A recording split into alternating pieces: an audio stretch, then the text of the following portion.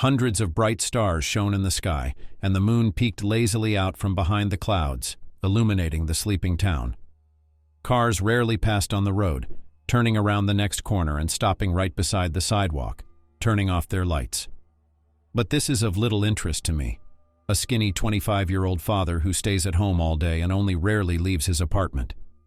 Then the relatives manage to persuade me to leave my abode. Then the groceries run out in the refrigerator. Then again the grandmothers organize scandals under my unfortunate window.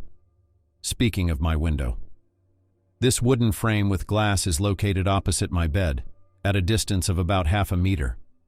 And if someone has passed by it, then accordingly, the shadow of this someone is passing right above my bed and will scare me away, if my eyes are not closed, but stared at the ceiling or the wall to which my bed is moved. I forgot to mention, I live on the first floor, and therefore I think I should not be surprised that in front of my window there is some kind of protection against thieves. An iron barrier, rusted in some places, with dried and falling off white paint. Well, I've given you the basic details. Now I'd like to tell you about something that makes your blood run cold. It started last month. I suddenly had insomnia, and I went to many doctors in my city, spent my last money on drugs and sleeping pills. It's hard to pronounce, and the names of all sorts of drugs, and even supposedly magical aromatic herbs, of which if you make a tincture, then sleep will instantly take over the mind. None of it worked. I managed to fall asleep in the morning, at about 4 o'clock. Before that, I just looked out the window from my bed trying to count the number of stars. By the way, I counted 30 luminous celestial bodies. At least that's the number that the window allowed me to see. In general, I accepted this affliction and stopped trying to get rid of it. Besides, what's the big deal? I'm not working anyway. No girlfriend, no pets. I don't eat much, I'm not into anything. I'm only interested in my computer, where I hang out either playing games or on social networks. It would seem that insomnia, that's all. And why all these descriptions that obscure the memory so much? I'll be honest, I don't know. Somehow I feel like describing all of this would make me feel incomparably better. By the way, a week or two ago, if not sooner, I had another problem. It's him.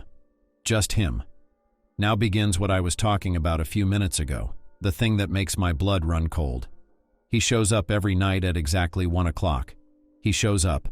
I hear no footsteps, no rustles, no noises, no other sounds before he arrives. There are only two things: heavy, hoarse breathing, and tapping. A tap on the glass. His bony fingers make faint strokes in a leisurely fashion.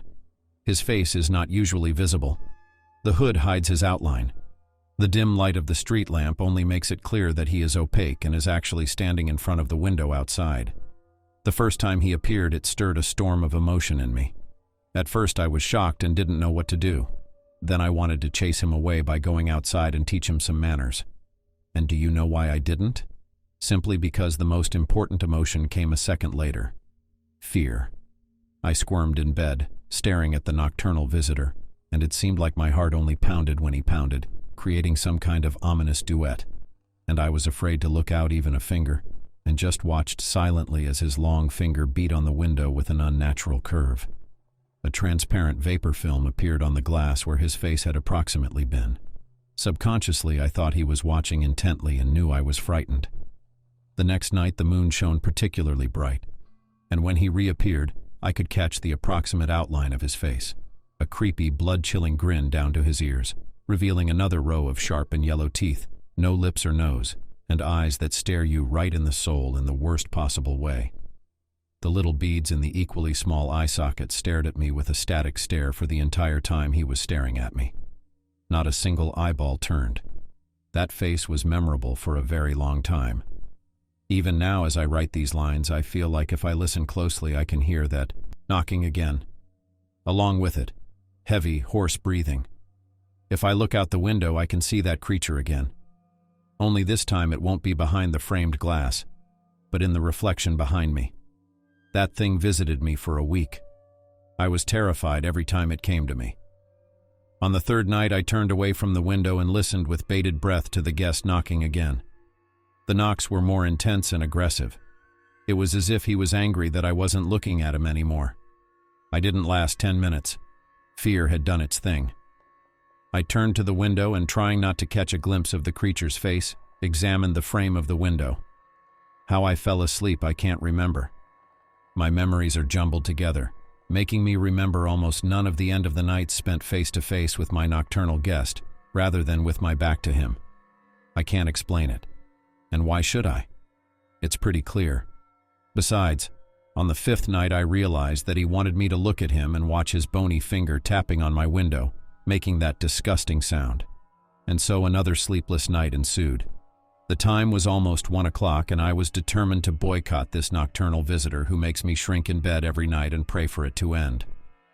Wrapped in a blanket, I turned my face to the wall and waited for him to come.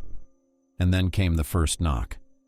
Quiet, as if to say, "I'm here, turn around." Then came another, more aggressive one. "Aren't you scared?" I asked him in my mind. A loud bang came in response. By the way, as soon as the sound started, I noticed that my bedroom smelled strangely rotten, as if something had been lying in the same place for days and had turned into a leathery, shapeless mass, giving off this nauseating odor. The knocks echoed in my head, bouncing off my mind and back like a ball, making me twitch. I was afraid that the glass wouldn't hold, and I wanted to give myself a break and turn toward the window. But my muscles wouldn't listen to me, and my intuition was sounding the alarm, saying, "Don't do that, boy, don't do that." I decided to obey my body's commands and listened as the knocking, becoming more aggressive over and over again, broke the sepulchral silence in the room. Of course, sepulchral silence sounds highly exaggerated. The heavy breathing of the creature broke it more often than the knocks themselves. As soon as the guest was gone and all sounds ended, sleep enfolded me in its sweet embrace, plunging me into unconsciousness. I did it, flashed through my head before my consciousness drifted off into slumber. I woke up 12 hours later. My head was buzzing and my mouth was dry. If I had money, I'd move out of here. I cursed, getting out of bed with my eyes swollen from sleep. Then I headed to the kitchen for a glass of water. When I had a glass of the desired liquid in my hand, half of which I drank immediately, and my eyes were awake enough to see, the events of the previous night flashed before my eyes. The fear I'd felt then pulsed through my body, and the drowsiness faded away. Deciding to contemplate my further actions during the next night at the computer, I headed to my room, where it was actually. When the computer was already a meter away from me, my gaze fell on the area of the floor in front of the window. A scream caught in my throat and the water glass flew out of my hand and shattered on the floor. The cause of the incomprehensible odor was now clear. There were muddy footprints right in front of my window, as if someone had stood there. What if I had turned around that night?